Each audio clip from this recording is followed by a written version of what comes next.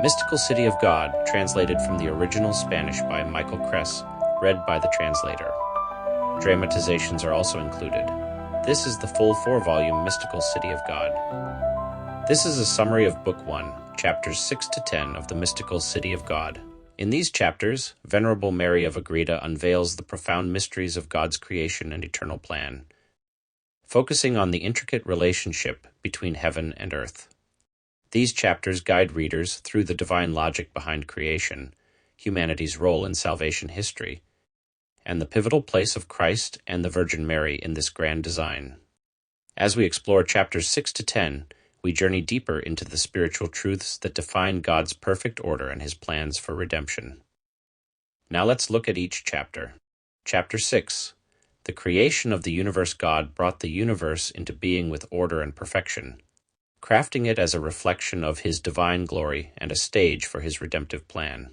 Christ and Mary were predestined as the crown of this creation, with all things pointing toward their central roles.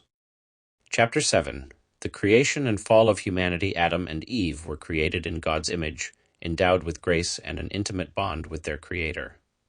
However, their disobedience caused the fall of humanity, leading to the introduction of sin into the world and the need for redemption through Christ and Mary.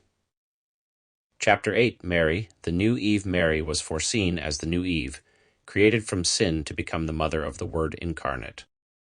This chapter highlights her unique grace, her immaculate conception, and her preeminent role as the cooperator in God's plan of salvation.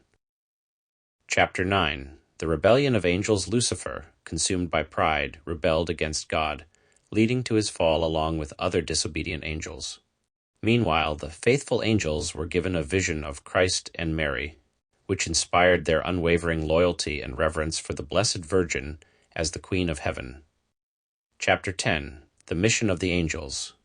The faithful angels were entrusted with the mission to assist humanity, guard creation, and battle against the fallen angels.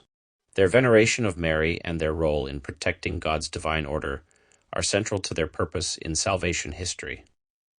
Chapters 6 to 10 build upon the foundations laid in chapters 1 to 5 of the Mystical City of God, where Venerable Mary of Agreda introduces God's eternal plan and the predestination of Christ and Mary. In the earlier chapters, we see the grandeur of God's divine decrees and the harmonious order of creation, centered around the Incarnation and the Blessed Virgin Mary. The narrative reveals how God, in his infinite wisdom, prepared the universe as a reflection of his glory and established Mary as the masterpiece of his creation. Her immaculate nature and unparalleled role as the Mother of God were predestined even before the foundation of the world. While the first 5 chapters focus on the overarching framework of God's eternal decrees and the foreseen perfection of Christ and Mary, chapters 6 to 10 delve deeper into the execution of this divine plan. The creation of the universe and humanity is presented as a reflection of God's boundless love and creative power. However, the fall of Adam and Eve introduces the need for redemption, which centers the narrative squarely on Christ as the Redeemer and Mary as the new Eve. This section also shifts focus to the heavenly realm, exploring the rebellion of Lucifer and his followers and the faithfulness of the loyal angels. Their veneration of Mary as the Queen of Heaven underscores her central role not only in the earthly realm, but in the celestial order as well. Together, these chapters form a cohesive narrative of God's providence and love, spanning heaven and earth. From the eternal decrees discussed in the opening chapters to the unfolding of creation, humanity's fall, and the roles of angels, the narrative reveals a divine symmetry. Mary's predestination as the sinless mother of the Redeemer weaves through every moment of creation and salvation history, uniting all things under God's ultimate purpose. This overall narrative invites readers to contemplate the interconnectedness of God's works and to see Mary as the luminous center of his plan for redemption. If you made it this far, please consider liking and subscribing. God bless.